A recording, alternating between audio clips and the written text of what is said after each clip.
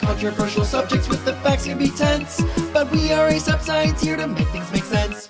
Our point of having this conversation today is not, normally we're coming with a bunch of like science studies on a specific topic, but this is just like a big world event that the two of us, have been debriefing and processing ourselves. And so we just thought it would be interesting to share, not share, but just like have this conversation out loud. It's less to be like prescriptive, like we're not political scientists coming here with like an answer or a strategy for the future. Imagine we did. Imagine we were like, everyone listen, we know.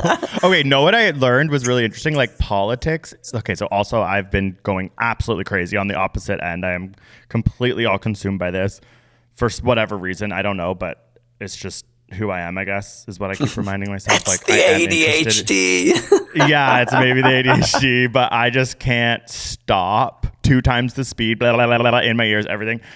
Like politics, like by nature, like philosophically, like one person was talking about, like it's actually all about imagining and predicting a future, and that's why it is so complicated. Or there was just like this interesting thing where I was like, when I picture politics, I'm like, oh, I picture like Veep. I'm like, some fucking guys walking around and like cutting a ribbon. It's like, no, the actual philosophical aspect of politics involves constantly like thinking and pretending and imagining a future, which is one of the hardest things to do accurately. So I was like, oh, that is really interesting. Like this is like we're all like, oh, what happened? It's like, well, it's just what happened. And like, of course, before we didn't know. Yeah, you're right. And I mean, it's fascinating because obviously for so long, people have had many different political ideologies about what people think is like in earnest think is the best way to manage a society, like for better or for worse. And to this day, we're all still like debating and arguing what, even on today's stage, like talking about like socialist issues versus capitalism versus communism, like these conversations are still happening all around us today. So it's like, it is just interesting. Will we ever find an answer to like, what is the best way for the human society to organize itself for the success of its species, for the success of its and happiness of its people? Politics is interesting. And I think maybe, Greg's been telling me he's been consuming like millions of podcasts, listening to so many people.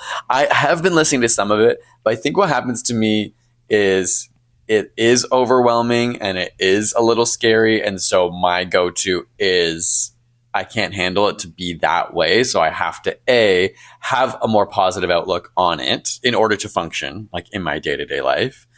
And B, if and when I'm listening to things and it feels overwhelming, I actually just like shut down and tune it out. Like, and that's a privilege, obviously, as a Canadian, especially to be like, oh, it's not my country. Like part of me after it happened was just like, well, America, go enjoy your life. Like I just got angry and was just like, it's not my country. Why am I so invested in this? But because we love Rosie O'Donnell. And lots of other Americans. No, my biggest issue is I grew up on Rosie O'Donnell. I've been rewatching Rosie O'Donnell episodes, and this is a fucking slight to Rosie. Yeah. No, I feel actually bad for her, but it's definitely been okay. No, I do feel bad because like I think she's incredibly intelligent, incredibly compassionate person, and obviously it's like had this. If you don't know, Rosie O'Donnell and Donald Trump have like a beef that's gone back now like a decade or so, right? And so that he's gained so much power, and many people see him, and many people see him as a fascist, and yet she's been the target of so many of his insults through the years as the president. It's like it is a crazy thing, but beyond that, I think it's like an interesting conversation to be having right now. Well, there's so many things we're probably going to talk about, but it has made a lot of people stop and step back and ask like, okay, what is going on? What is the state of the world? What is the state of America? And how did something like, quote unquote, how did something like this happen? It does sound so embarrassing to have to ask when something happens and you're like, I'm detached from that reality. If I pause, I'm like, okay, we're not that detached because it is still a very close election. You know what I mean? There's still like, of the people who voted, nearly half voted for Kamala and just over half voted for Donald Trump. So it's not like that different from the previous two elections. I feel completely detached, but continue. Wait, detached in what way? No, I'm just like, I know. I'm like, okay, fine. Yeah, it's close. Obviously. I'm not saying like, but I am completely like astounded by the popular vote and stuff. I feel pretty detached. It's part of like, I think that like the way we process things is different. And when something like this happens, I run towards it. Like that is what I have been doing. And I actually do feel like I'm getting a bit of a better handle on what's going on, but I do feel detached. I've had to like kind of lose a bit of myself in order to learn more about myself, kind of in a cool way. Don't you feel like there just is no specific answer right now? Like, of course, there's things to evaluate and learn, and there's lessons I'm trying to pause, and I'm trying to reassure myself, for example, like, you know, there are just so many people who are just struggling with, and this is the narrative that I'm seeing a lot now, is like, you know, a lot of people are just struggling with their day-to-day, their paycheck, being able to afford food, being able to afford where they live. And that's all they can focus on. And so it's because as soon as I see an election result like this, I immediately think like, oh my God, everyone's turning on like issues that are social issues that I care about, like the protection of queer people, the protection of female autonomy, the protection of like immigrants in our countries, the protection of like stopping wars around the world, or I don't know. There's like a lot of things that you get scared. It means like, what is going to happen? Like, is this Handmaid's Tale? But then I have to sort of pause and convince myself anyway, is like, okay, I hope the majority of the people that voted for Donald Trump don't want to kill me. Is that a crazy thing to say? Yeah, they don't. I don't think that they want, like, okay, I get what you know you're what saying. I mean? Because I think for me, I get so, and this is because A, I'm Canadian, but B, we're privileged. Like we have a lot of wealth, we're comfortable, we have a great life. And so I don't have to worry about like making my paycheck. I don't have to worry about like the cost of goods in the same way that lots of other people do. And so my focus is always on like the moral issues often, right? It's like, okay. Yeah. So this is where okay, like I'm starting to feel like I feel detached from. So like essentially, like I do believe what you're saying is true. Like there's the very common thread that like every like left-wing podcast will talk about, which is like every incumbent around the world since the pandemic due to inflation mostly has had a hard time staying elected because people, literally inflation. It's true. Like people feel their lives are harder or worse off than they were previously. So they're just like, we need to switch things basically. But like not even just their lives. It's like the way that the economics have come down is that people are now paying the price for things in the grocery store.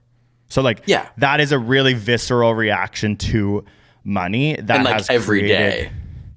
Yeah, like the grocery store and the grocery store and the gas pump, quote unquote, is where people are actually interacting with their money, even though economics might be changing on different levels that might create like a health in society. That's not what matters actually to like the voting class. Yeah, so that's like, actually, I totally get that. Like I get that is like part of why he was elected. Yeah, and I would say like something that I've listened to a couple podcasts, and I really love like Jon Stewart. I love his TV show. I was listening to his podcast, and he had like a political science expert basically on. But something that frustrates me is the constant talking point of like, but the economy is doing better than ever before, and I'm just also, like, I'm so sick of that. That's fine, but if the majority of people are like, well, rent's more expensive and food's more expensive, like. It starts to hit that point where you're like, even me as somebody who's not experiencing that same trouble can see that talking point's like so annoying because it's not I literally think related to Jon Stewart, lives. Like I know we were like, let's try not to be mean on this podcast, and I am really struggling. I think Jon Stewart's a huge issue. Like I do think the way that, and this is why I'm talking about my own,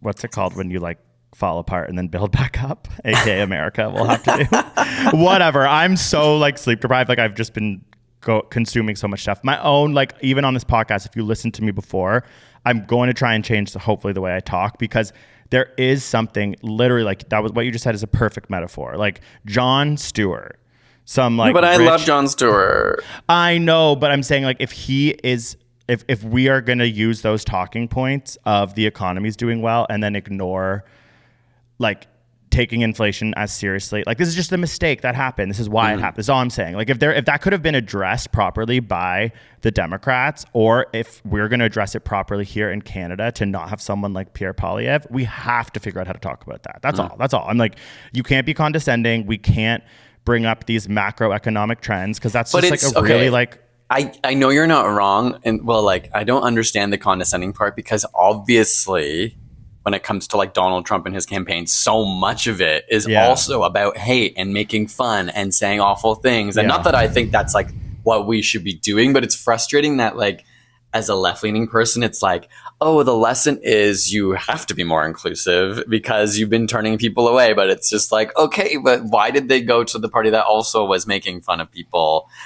To me, it comes down to just like empty promises. I don't know. There's part of me that's like, fine, if they go and fix and make a great economy and they end the wars around the world and they, I don't know, like do X, Y, and Z and make America great again for real, like whatever that means, like, and people feel the middle class is growing. It's like, I know, cool. You're right. I'm not saying, like, again, this is like why this is a cathartic conversation. I'm not saying that I have answers, but I think in a really amazing way in the last week, a veil has been lifted. So I'm being more like, okay, to be honest, it's like the Democratic Party better be doing this. Like, we have to all do this in the hope for progress, which is to self-evaluate and maybe be a bit more critical than we were before. Is all I'm pretty much doing. I'm in school right now. Literally, I have a class called critical theory. I'm like, what is this? It's like, oh, you just critique everything. And now I'm getting annoyed. I'm like, where's the solutions? But I'm in like critiquing vibe right now, because there is value academically in that, in the hope that a solution comes through the tearing down of a critical process, which is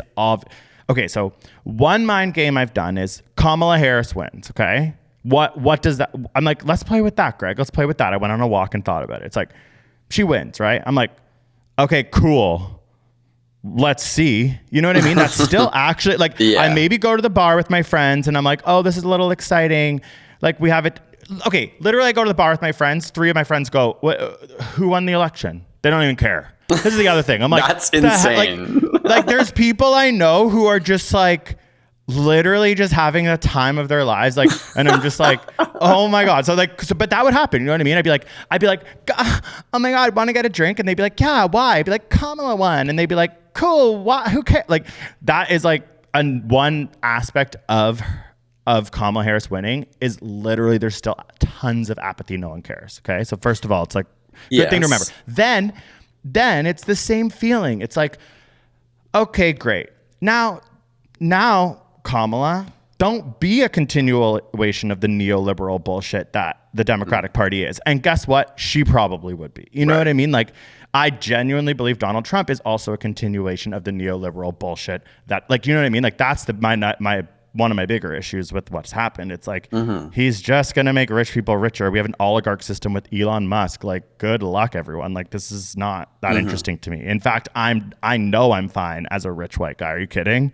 So it's just sort of like, anyways, I'm like, the Kamala Harris winning thing is still not a solution. If anything, it would have been more time of blanketed unawareness of what's going on. Potentially. Yeah, I think that's totally fair. I mean? Like, I think where it gets a lot of people like in the gut punch is this idea, and I hate this term so much, but like the quote unquote culture war, right? It's like, it's not about like winning or losing, but to me, it's just like, I'm thinking of minorities. I'm thinking of trans people. I'm thinking of like ethnic minorities. I'm thinking of queer people and gay people like ourselves having to feel like, shit, like, is the world regressing and like turning on these ideas of trying to be inclusive.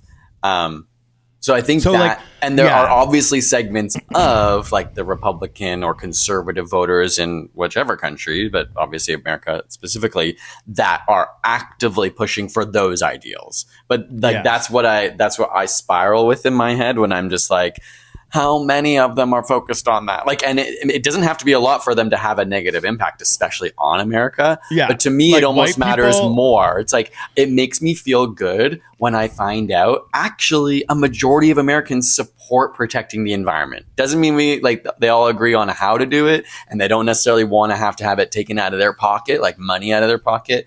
But like, most people agree. And like, I just want to know that most people agree, like, queer people should be able to live their lives, and that like minorities should feel safe and the police brutality should be minimal. Like, it's like, how I just want to know those things. And that's what an election like this, what a Kamala win kind of like validates, even if it's just masking the truth, to be honest, right? Like, because there would still be half. that could be just another way of veiling our own, like, trying to create our own safety and close our eyes to something to feel a little, you know what I mean? That's fair. Like, so, okay, it's my issue versus other people being like, I can't afford groceries. Exactly. And it's like, that like doesn't, but that's what I wanted.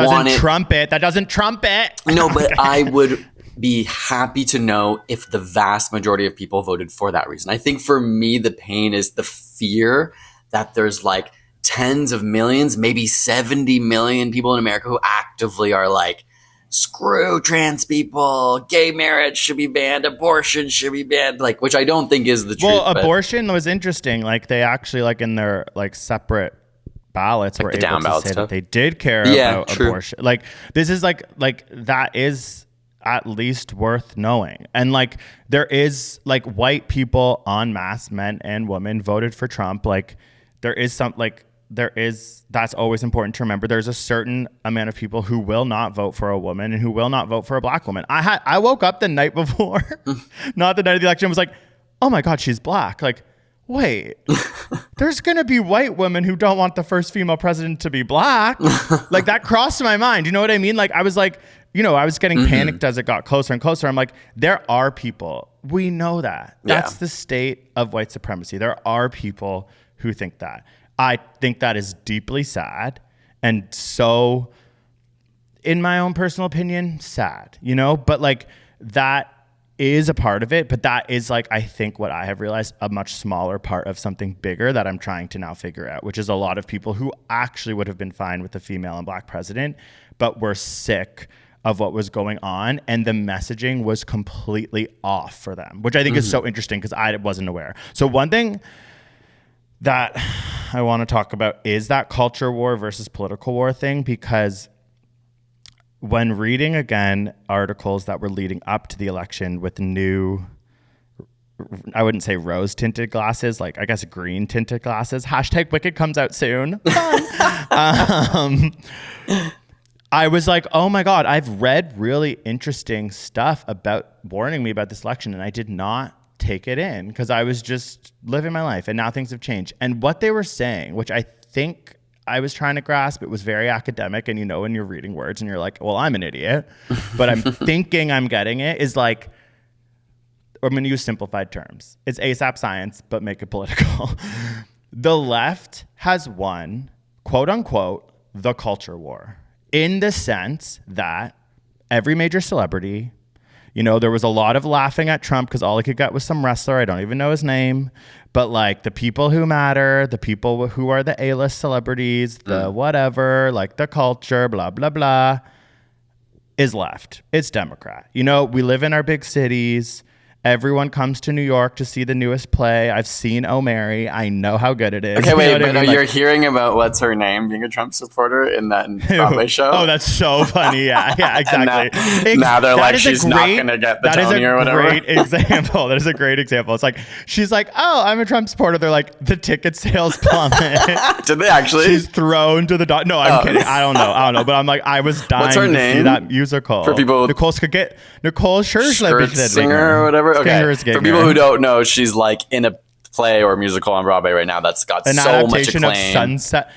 This is the issue. I know it. An adaptation of Sunset Boulevard, where it ends in a bloody mess, and like the guy, like the other actors, being filmed on the streets, and people are riotously applauding out of their seats at their $220 American a ticket pop seats. Okay, anyways, the culture war, wow, has been won by the left. The political war has been won by the right. So it's like if we're talking about, in this current moment, and this is something that was written 2 weeks before the election, they're really trying to be like, and it's creating a stalemate between progress, okay?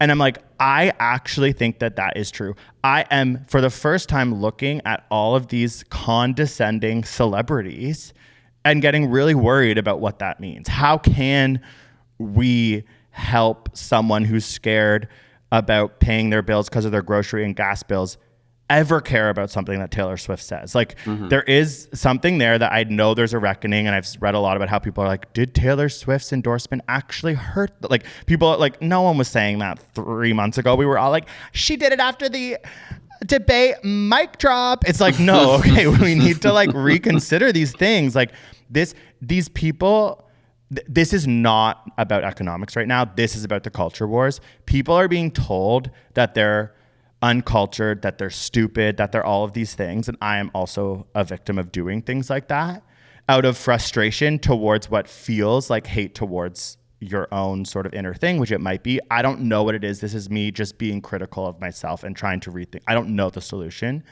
but I thought it was interesting to think about culture wars versus political wars and kind of think that even though, yes, we now know YouTube won this election with all these like right-wing podcasts that I don't know any of their names, and maybe they're winning the culture wars for young men. That's worth, we need to think about that, right? But in general, the culture war has been won by the left. I think a lot of left-leaning people do feel confident in knowing that their culture is more interesting or more evolved or whatever. I mean, that may be true, but it's obviously changing, right? Like, I think it's interesting to see, like, we're part of like a huge shift in media in general, right? Like, it's niched in a way that becomes like someone can have so many followers on the internet, but no one really knows who they are, but they can still have a massive impact on people. And we see like cable television dying, and it's like, maybe we think that the culture war, like it was won by left-leaning ideology for a while, but it is interesting to be like, under our noses, it's become so much more popular to have like conservative ideology on these other platforms. And it's like, how do you measure what is actually culture? Like, is it just what Hollywood says, or actually is someone like Joe Rogan actually reaching way more people? Like, then he's the culture. Do you know what I mean? Like what makes something the culture? Maybe you'd argue, okay, well, it's like where the money for arts ends up going, but like that is changing right now, and it will just be interesting to see what happens. I think one thing I just want to bring up, because obviously we're trying to be self-reflective now, and I'm like worried about our own country and just trying to be like, how do we cross these bridges of like making sure people who are struggling actually can see these ideals like come together. But I think it is important to just like mention misinformation. Like, obviously, like we're also in an age of a lot of issues, and I'm not trying to say everyone who votes for conservative is misinformed. Like, there's misinformation everywhere, and it's just like becoming harder and harder / easier and easier to like consume things that mislead you, for those things to be intentionally misleading you politically, whether that was made by a political candidate or someone else for their gain. And we always hear about like other countries meddling in other countries' elections. Maybe that's happened forever, but maybe it's easier now than ever. So it's just like everything we're saying here, obviously we're just debriefing and chatting, but it's like, it's multifaceted. Yes, progressive people need to like stop. And, you know, Bernie Sanders is out there a lot right now being like, yeah, they abandoned the middle class, and then the middle class went somewhere else. Oh, my God. And there's a whole other timeline where Bernie Sanders was stifled by the Democratic Party. And this is a completely different situation. Like, that is valid. Like, the Democrats fucked up. They were absolutely roasted. And we can go back and realize why. And we can do the same here for the liberal government. Like, I'm not sitting here being like, oh my God, these amazing people are being dethroned. It's like, no, there's huge mistakes. But okay, but you're so right. It's like, okay, the reason why I'm so panicked, and like the reason why I would not have voted for Donald Trump, for personally mainly, is like, he is the bastion of misinformation towards science. It's like, think about like the pandemic, like, it's like, y'all, did you enjoy your like hydroxychloroquine? Like, that's what he was literally pitching, because it was the simplest answer, and it was completely insane. So it's like, science is an iterative, slow, complicated, expensive process in order for progress to come. It is not relying on capital. It relies on taxpayers' money and institutions like universities in order to be critical and stop misinformation. That will never work in the world of the economics and the elite class that Trump is interested in. That's really sad to me. The climate crisis isn't going to, well, actually it is going to make people money in the long run, because it's going to stop the amount of money that people are going to lose from devastating events. Like, these are economic issues that do not coincide with someone like Donald Trump, which is my biggest concern. It's like, okay, he is going to lead with misinformation. He is going to ignore the climate crisis until it's too late. That's just how it works. That's why I'm really sad about misinformation and science and Trump. And I think it makes it extra sad for me is that it's so clear that at least in this election, like I'm not, again, trying to paint conservatives with one big swath because there's lots of different people who vote for different reasons. But like the way that they find or paint certain people as enemies and become the target and the cause of all the problems and say like Donald Trump gets to say, I'm going to solve all the issues and all your issues are because there's too many immigrants and all your issues are because there's like trans women in men's sports or trans men in women's sports. You know what I mean? That shit's crazy. If anyone wants to bring that shit up with me, I'm going to shut that down real quick. Exactly. Be like, y'all fell for their culture war trap if you ever bring and that frustrates me is because there's part of my brain that thinks, okay, well, at least if they like it becomes so obvious that they're corrupt and exploiting their economy for their own personal gain and the economy suffers and inflation goes higher, it's like then people will see. But the fear is that their package already is to say, no, it's that person's fault, right? Yeah. Like, and I don't, maybe there's an equivalent that people would say like Democratic or liberal people like find the blame for this as well. But it's just like sad to me when it's like they find the like, quote unquote, weakest people in society and point at them and say, that's the reason you have financial trouble. And that's the reason you can't get a job. And that's the reason you can't afford rent. Meanwhile, making tax breaks for billionaires. And don't get me wrong. It's like the democratic institution, like the Democrats are also, like you said, upholding institutions there's lots of billionaires who voted for, like, who gave money to Democrats as well, right? Like they're part of the system. It's not like they're like totally breaking down this system.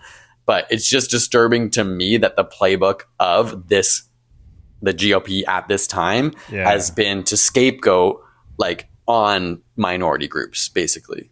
And that's like sad and scary.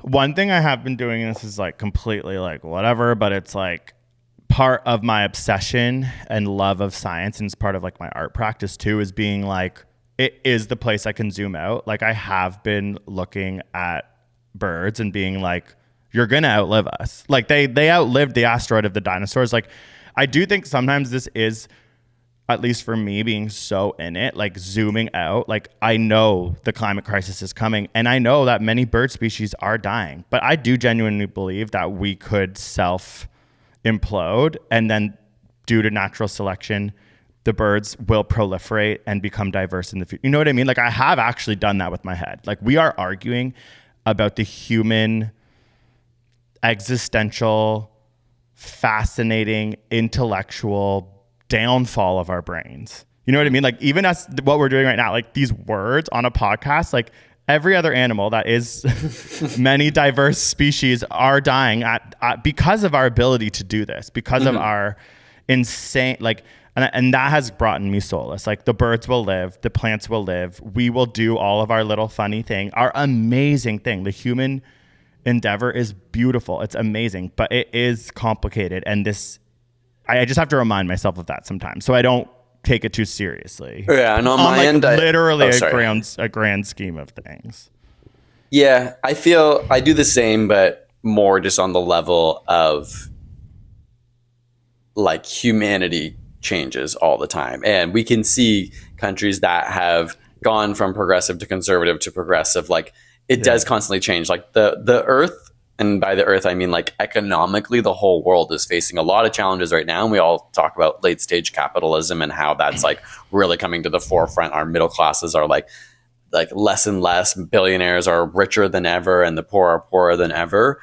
And so maybe we're just in a hard time where, of course, there's going to be a lot of division around like, well, then fine, I'm picking this dictator because like I just want things to change. Whereas we grew up in a time, at least in North America and the West, of like relative stability, like maybe just because we were kids, but obviously I have lots of memories of just like not having to worry about this stuff. Because it was neoliberalism was happening. Yeah, we were the benefactors of it was that. The beginning. Yeah. The boomers have lived a great life. Yeah, it was like we could afford the things we needed. We like, of course, people struggled through those times as well, but it's like, like I think in our lives, we had a pretty good upbringing. But I do think that's part of the issue is that neoliberal late 80s, early 90s time. Because I think what's happened now is that we are beginning the generations of people who will not make more money than their parents. Mm-hmm. I think that's part of the intellectual issue. Like everyone was sort of raised under the pretense that things got better because that's kind of what happened for the generations before us. But then something's happened, which I do not think is the fault of a lot of things, including America's Democratic and Republican. I mean, like people will blame like Nixon and stuff. He probably was like maybe the worst part, but like there is this sort of like the fact that we can almost remember that, I think is also part of what makes people so upset right now because we've lived long enough to remember when like, we are all going to live in smaller places and have less money potentially than our parents, which was just not what was like told to us. And one other thing I brought up to you recently, which was like about this inflation thing that I think we always need to not forget about is tech and how like literally we've lived through the timeline where like apps were designed to be cheap to get you on it, like Uber Eats, all these things. And then the whole business model is they jack up the prices once you've gotten used to them. So people are also feeling that like they can't use the luxuries that they were given before anymore because they're too expensive.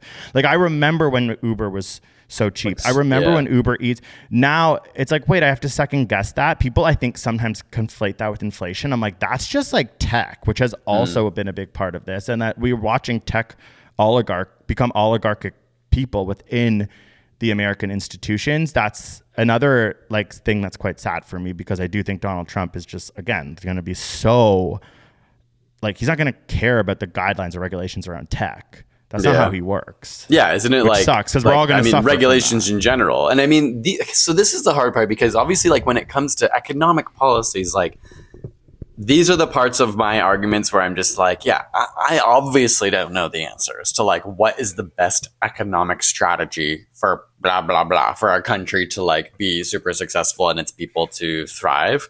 But it does just scare me, obviously, looking at these massive billionaires like basically controlling elections all around the world and influencing elections all around the world in so many different ways because they're accumulating and conglomerating power. And it's not just money. It's like they own the media. And so if they don't want something to happen, they can literally influence. Like there was that whole thing before the election where Jeff Bezos didn't want Washington Post to like release an endorsement. So they said. And so he like nixed it and they weren't allowed to do it. And it's just like scary to think like, can it be stopped? Will it be stopped? I mean, obviously people literally use Russia as an example of like, it's too far gone, not too far gone. Nothing's ever too far gone forever, but it's like happened there. And it's just sad to see it happening here and then people buying into it. And again, I'm not trying to say like liberal policies are like somehow the antithesis to this, right? Like a lot of liberal policies also uphold wealth and exploit like nations all around the world for their benefit.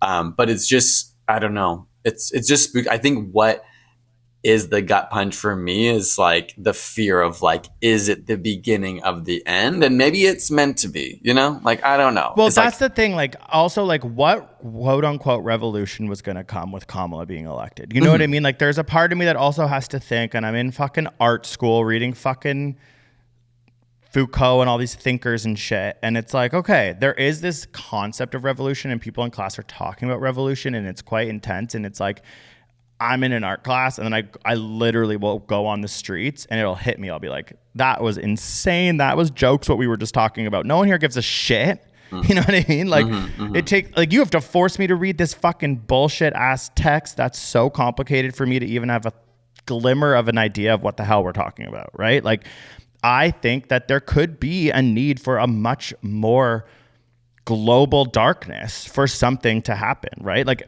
it's not going to happen under Kamala. Yeah, I guess the question is like, it's just like, what does need to happen? I guess we'll never know until it happens. And it's like, you never know if it's the right thing to happen anyway. Yeah, you know, exactly. And my pro is like, it could happen under Trump. You know what I mean? Like something really dark. I think that's what is potentially scaring people. And my only sense of hope, again, I'm just trying to not spiral. I love Rosie O'Donnell. I'm not happy, but is like, okay, maybe there's a certain level of darkness that needs to be created by him for people to realize how nefarious he could possibly be. Yeah, but that, and I'm not trying to target you in this, and I understand that point of view because it alleviates stress, but it's also like that's because we are so privileged, we aren't worried about the darkness really affecting us. But it's at the same time, it's like actually the people that quote unquote liberal ideals, the people we're like trying to care about are actually the ones who are going to suffer the most in those dark times. If those dark times come first, like it is trans people who are going to suffer the most. It is immigrants who are going to suffer the most. It is women who are going to suffer the most. It is people who don't have a lot of money who are going to suffer the most. And so it's just like, I understand the feeling of like, okay, sometimes like to get real change, you need to be dark. But it's like, we're not the first ones on the chain of the darkness. You know what I mean? And I'm not, I don't want to have to feel like I'm willing to sacrifice somebody else. Like, I don't know how to say it. It's just like, it's really sad. And I know this happens all the world. I'm only saying this because he was elected. You know what I mean? And I know like, you don't mean it. Know. I know you don't mean it like that. I'm not saying, because I've had that same thought of like, fine, if there has to be like a revolution to like upend capitalism and change the way our society functions and fuck billionaires and all these things, it's like, then fine, shit's got to get really bad. But I have to pause sometimes and think like but think of how much people have to suffer for that. Like if we can catch it now and stop it and somehow like bit by bit fix it instead Bernie of Sanders. or instead of needing to burn it to the ground. It's like, I understand the desire and why people think like you can't end capitalism without burning it to the ground first. But it's like, okay, but there's a lot of people in the house that you're going to burn with it. And so I'm just trying to like say like what could possibly be a long-term hope from this. I do agree. My hope is that with Trump, there's a more active awareness of things like but there this. Might not be. But also might not be. That's why I'm nervous about the targeting of minorities, because that is a strategy and a playbook of, fascism. Fascism is another thing I've just been trying to really understand. LOL, Googling fascism, reading about fascism, because it's like that word is being thrown around a lot, and those are the parts of his rhetoric that I do believe is very fascist and quite different than the Democrats. Mm-hmm. So I'm like, okay, he has a lot more of the boxes of fascism ticked for sure than Kamala Harris. So like y'all did vote in a fascist. Like by definition, if you look it up, it's pretty crazy. But one thing that I kept going back to was like a lot of definitions of fascism are just literally America, literally the West. Like we need to understand that we are fascists, in my opinion. The concept of our mining companies being the main mining companies in Colombia, Canadian mining companies being the main benefactors of Colombian mining is fascist, right? We get to live truly in our like little castles of fascism. Even the idea is that of fascist? Like, they were saying like essentially like there's two different like definitions of fascism, and one person's version had like, it's like 14 check marks and the other person had like 14. So there's like two versions of fascism. This is like what I learned from this one article I was reading. And essentially like in both of them, it's like the economic exploitation of like other like minority poorer people for financial gain. So in this case, you're like abusing other countries. Yeah, I'm just like, okay, like let's just think about the West. Let's just think about Europe. Let's just think about Europe, and let's just do Europe, Canada, and America or whatever. You know what I mean? Where is that wealth coming from? Mm-hmm. It's truly coming from, and you can put China into this too, but that complicates things a lot. But like, obviously we need to talk about that at some point. But I'm just like, we have to remember that. You know what I mean? Like that is what, like Kamala Harris, like, a lot of fascism is truly about like flag bearing, and like obviously MAGA has all of that, but America also has that. You know what I mean? They always have. Like there was that really creepy comment Kamala Harris said that a lot of left-wing people are talking about, where she was talking about like, we will have the strongest and most brutal army in the world. That's a part of fascism, being like when the military spending, which in America it is like astronomically more than public funding, that's considered a fascist society. So it's like there are really interesting ways that I've learned, like, of course Donald Trump is so much more fascist than Kamala Harris. And of course, in my opinion, Pierre Poilievre is so much more fascist than Justin Trudeau. There is a fascism built in to the reason why we are such wealthy, colonizing, robust, fucked up, rich societies. You know what I mean? Like, it all does come back to fascist elements. That's all. I'm just saying, like, sometimes people are like, but that doesn't, like, it still neglect. I'm not saying this is not true on the global scale, of course, but it neglects like what it's doing again is it reminds me of like telling conservative people's like or telling, like, a lot of the narrative now is like, you know, a lot of men are struggling as well, and a lot of white men are struggling as well, and they just constantly hear how like they're the cause of everything, they're the issue of everything, and this is just another way to be like, well, actually your country is the problem of everything, and you should be so grateful you have everything so perfect, and yet there's, you know, hundreds of millions of people in America who feel like they're struggling. So I think I'm not disagreeing with your point overall, and I literally don't really know anything about fascism, so I don't want to pretend like I do. That was more. It's an interesting point, but I think like it's, for me, much more productive to literally, it's just like, let's go back to Bernie and focus on the billionaires. Let's just fucking tax rich people, even the millionaires. Okay, like people just don't have money. So many people are struggling, and it's just, I don't know. I think a lesson for me from this is like, obviously, to win elections, you need like alliances of different communities coming together for like common purposes.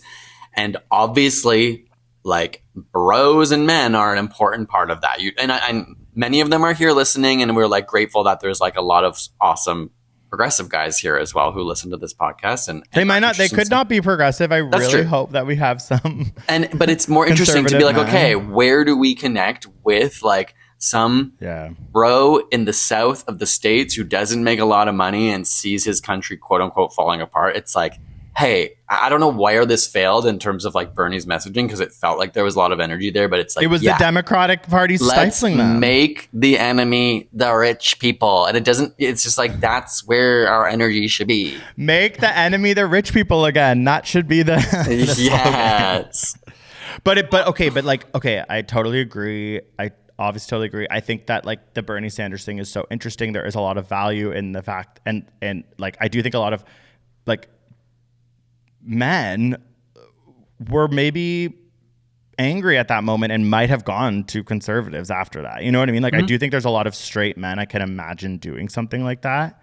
I think there was a lot of statistics around that. A lot of Bernie Sanders supporters ended up being Trump supporters, and like, there's a big crossover because he was appealing to the middle class. You know what I mean? It wasn't also, they became like, somehow, like, this is what I mean. I'm like, okay, obviously we know the fundamentals of taxing the rich, but there is a cultural thing here that's like, they literally became the radical party of like anti-establishment.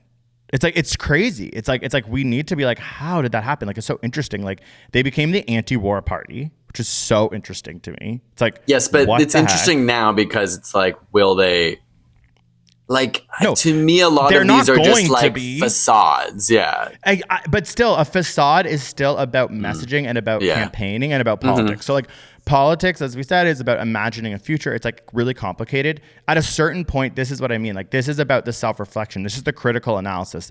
And when I was saying that stuff earlier about fascism, that was like when we talked about how we do science information sometimes for a science audience, and then we do science information sometimes for the general public. That point was for the left-wing people. That fascism point was something I'm bringing to specific groups of people to challenge and learn more about ourselves. That's not something I like, because your point was really valid. It's like, no, sorry. This is for like my left-wing friends. Okay, fair. But my point is like, there is a messaging thing that is like what needs to really be thought about, which is like, I do not understand how, upon reflection, realizing like, the Republicans and Trump, he is such a nefarious figure because he is able to say things and get away with it because of literally his humor, literally his actual communication style, which you don't have to take seriously while taking seriously at the same time. It's like, that is really complicated. That is extremely, I think, a big part of why this is scary and why this is going to be really hard to figure out how to go forward. But there is something interesting about how a lot of people, from what I read, who voted for him were like, why was a bunch of money going to these wars overseas right after a hurricane where my house, it's like, it's like, and so they voted Republican. You're like, holy shit, it became the anti-war party, which is so crazy to me. Like, that's a messaging issue for the Democrats for sure. It's like, no, he's going to defund FEMA. Are you kidding? Like, he's not, like, you know what I mean? Like, where were those conversations? Like, where were, like, I think that's the stuff that we can now at least all address and start to, like, I didn't even know about these things. Like, I'm absolutely fascinated by what's happened.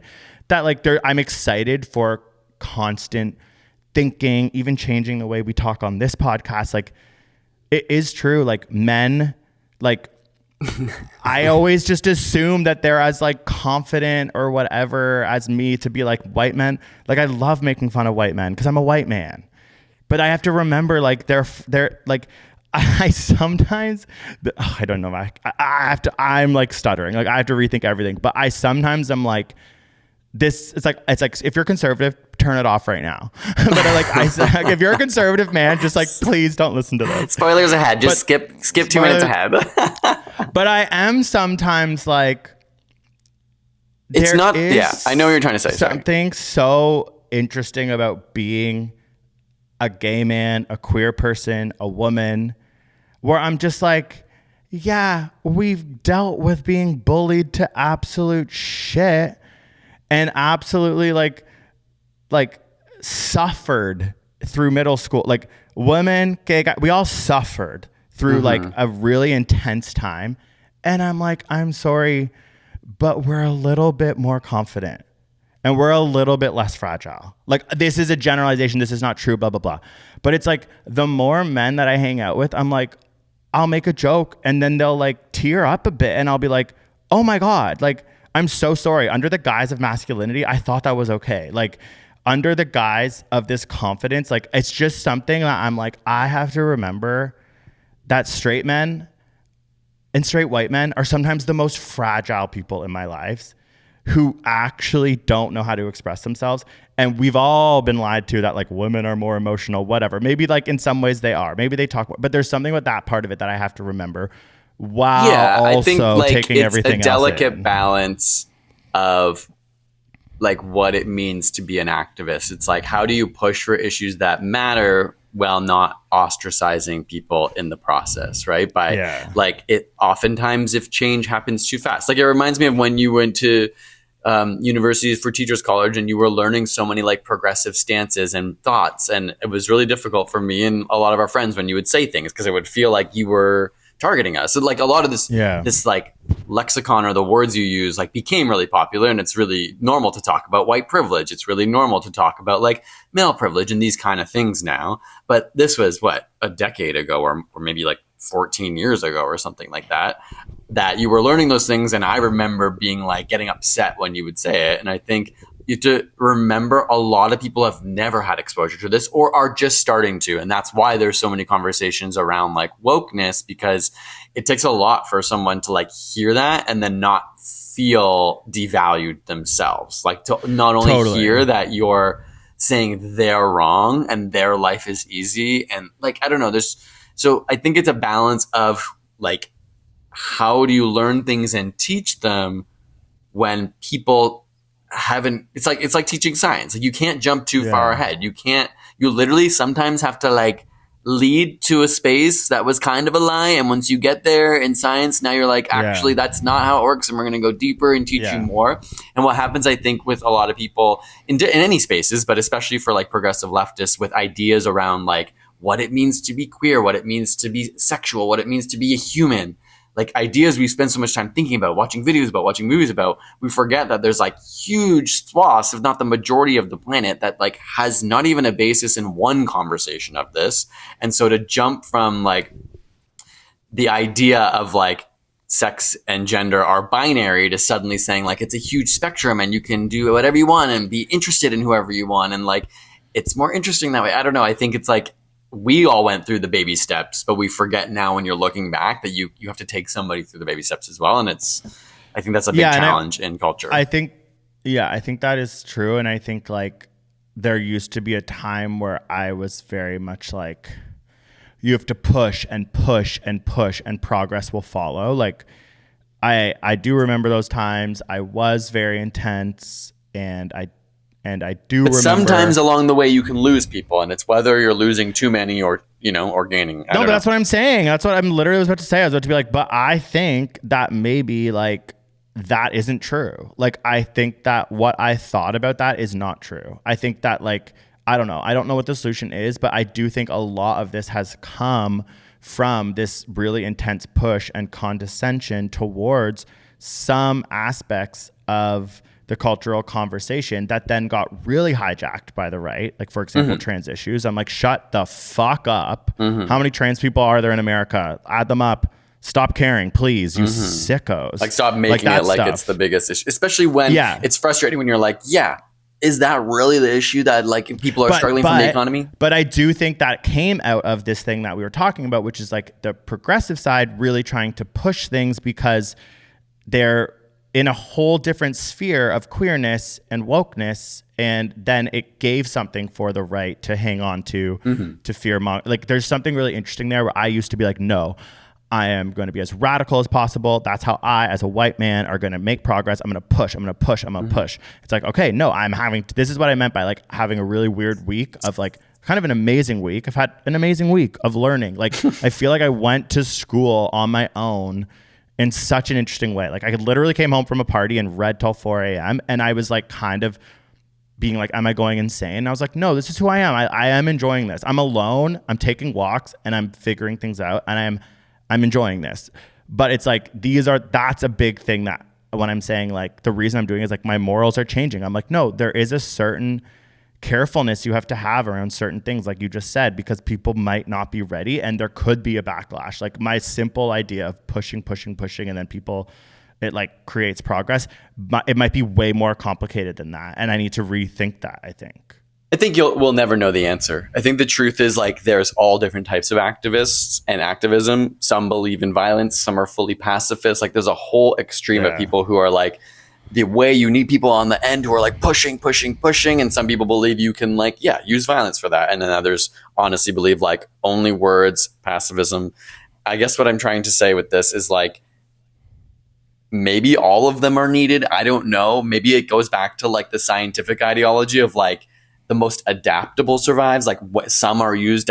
It's the same with the economy and like the political spectrum. It's like, maybe there's no right answer. It's just like, it's all about which one happens to be the right one in the moment. And I think like as an individual thinking about how do you communicate the issues that matter to you. I think it's important to like be able to reflect. I don't mean you, I mean everyone, and think about like, what is the moment right now calling for? Like if you have something you care about in today's culture, what's the best way to enact change on that?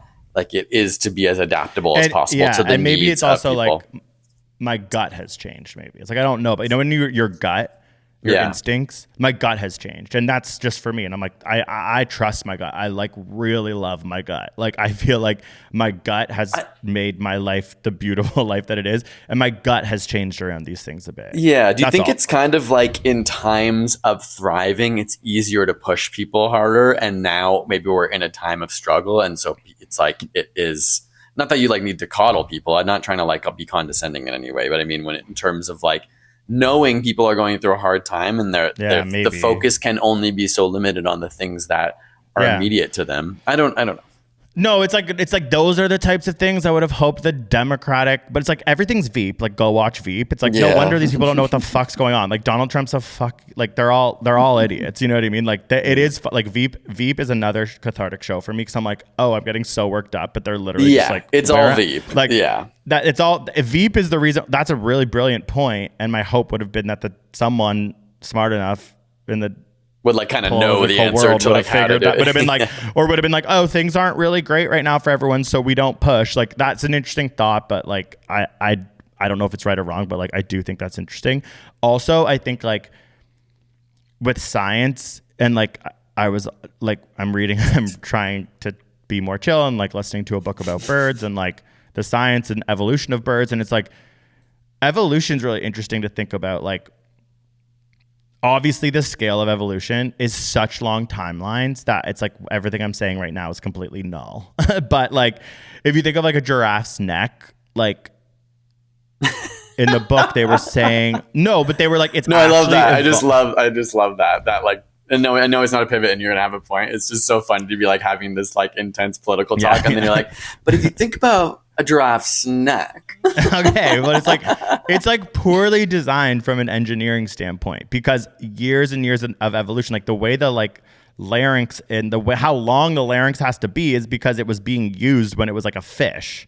And it's still there, and it's poorly designed because the neck got fucking long to like eat like like it's just like the way evolution works is like based on what the surroundings and the environment are, which changes due to really mass changes on Earth. Things have to adapt. So I'm just like, from the large scale of evolution, this is a complete metaphor. This is the climate crisis. Just use the climate crisis is going to be a huge change in environmental systems in which species are going to have to adapt. And like, and that adaptation is always going to involve push, pull. I mean, it has to do with actual like mutations in genes, and that's where this whole entire metaphor falls apart as like accurate. But it's like, I like those timelines. I like those scales. I love the scale of evolution. It makes me chill the fuck out about my life. You know what I mean? Like, evolution is how species on this planet actually adapt and grow or shrink. And the timelines are thousands, hundreds of thousands of years. And that is all we are. You know what I mean? That's all this is going to be. And there's going to be some sort of adaptation after whatever happens, regardless of how good or bad it is. It's not going to help people, but I'm like, that scale is interesting. One, I think we should wrap up soon because this could go on forever. I know I could talk forever, but like one thing I was listening to yesterday was about like art institutions, because I'm also in art school trying to learn a bit. And one person said this, and I was like, huh. They said, diversity in institutions, like diversity in a room in an institution, is when someone in that room has a different belief in what justice means than you. And I was like, whoa.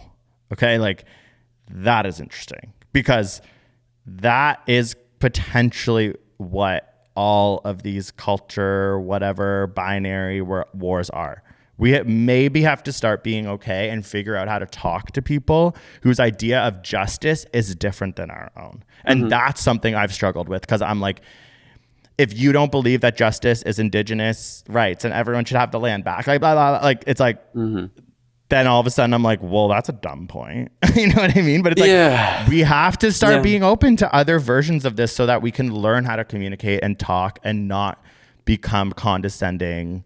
But I think it's like, I don't disagree. And I think like as humanity, we're getting more extreme, but we do need to learn to listen to each other. But a lot of it is also like building coalitions towards common goals, right? And like a lot of people would argue that the Democrats' problem was pandering to conservatives, you know what I mean? As opposed to like proposing any actual like progressive ideology. They were like, we're going after like left-leaning Republicans because we think we can win them over. I agree we need to wrap up this pod, but all I meant, it's just both. I think it's hard. It's hard to know. I think it's important to be able to have dialogue. And I do think it's important to be like, how do you expand your coalition and think about the things that actually matter? If it is actually helping people build the middle class, helping people to come out of suffering and struggling, like how do you build around that? Then you should do your best not to exclude people just because they prototypically would be in a different demographic and belief system than you. Okay, yeah, that's so true. Okay, to end, because we're Canadian and we're not even American. I'm like, what? Like, Trudeau has to step down. Like, there's no way. Like, I'm just like, okay. But at this point, it's probably better if he just loses and then they can build somebody up. You know what I mean? Like, is it better for him to step down and then somebody's just going to get clobbered anyway? Yeah. Not that I'm like at this point rooting for the Liberals anyway, but no, I'm like, I guess it's like, I guess I'm trying to bring it into Canada because it's like, what can we learn from this? And it's like, if there's one thing we can learn from this, it's like the last, like Justin Trudeau doesn't have a hope, because he is a representation of all the things that we now have got to look towards the south of our border and like kind of reevaluate. And it's like, okay, so he's ticking all the boxes of what not to do.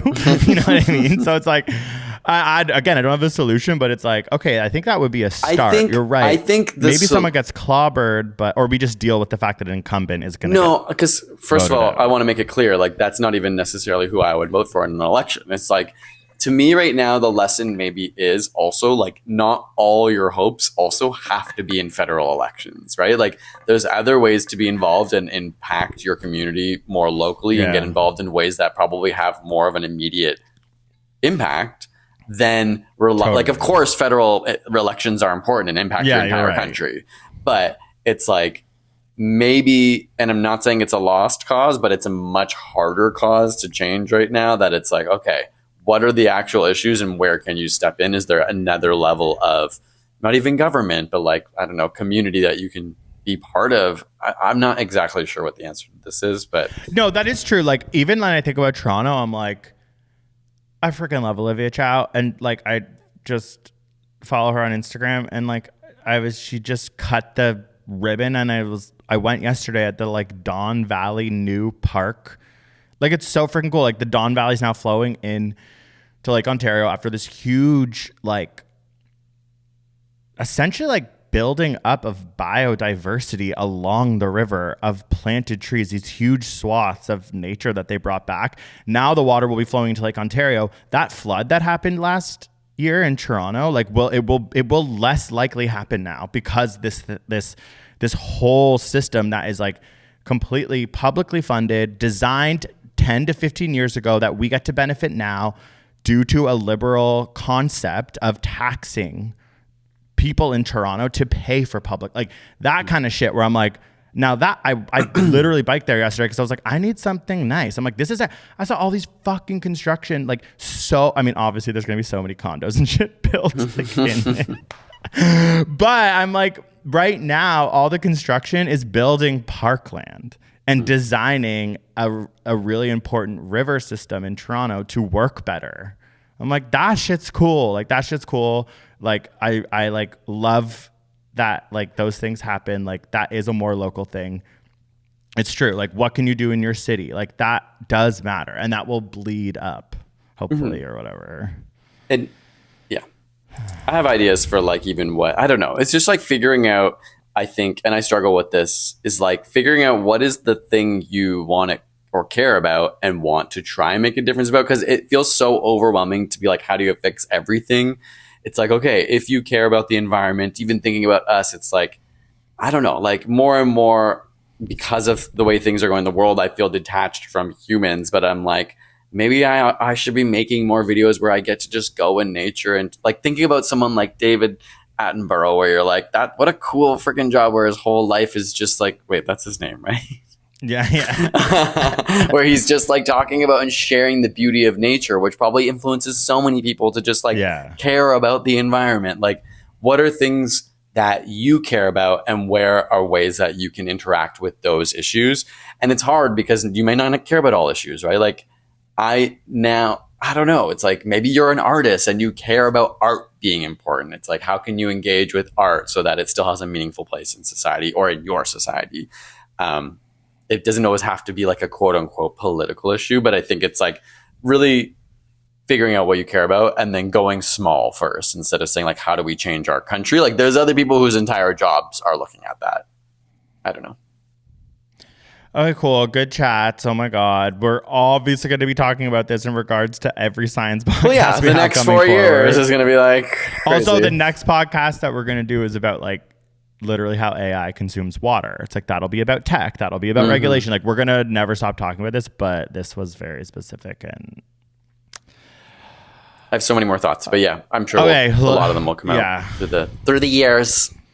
Yeah. Oh my God. The years. Okay. Well, hopefully this was like interesting to other people. Hopefully we didn't say anything just so stupid. You know, like, we're obviously not like, I mean, we probably political science majors, but we just wanted to share our thoughts, and hopefully it was interesting for other people to listen. And our thoughts are with our fellow Americans, but just know, like, oh my God, Mitch, that's all over the world. What? That was like the most like, my thoughts and prayers are with our fellow Americans. I didn't say prayers.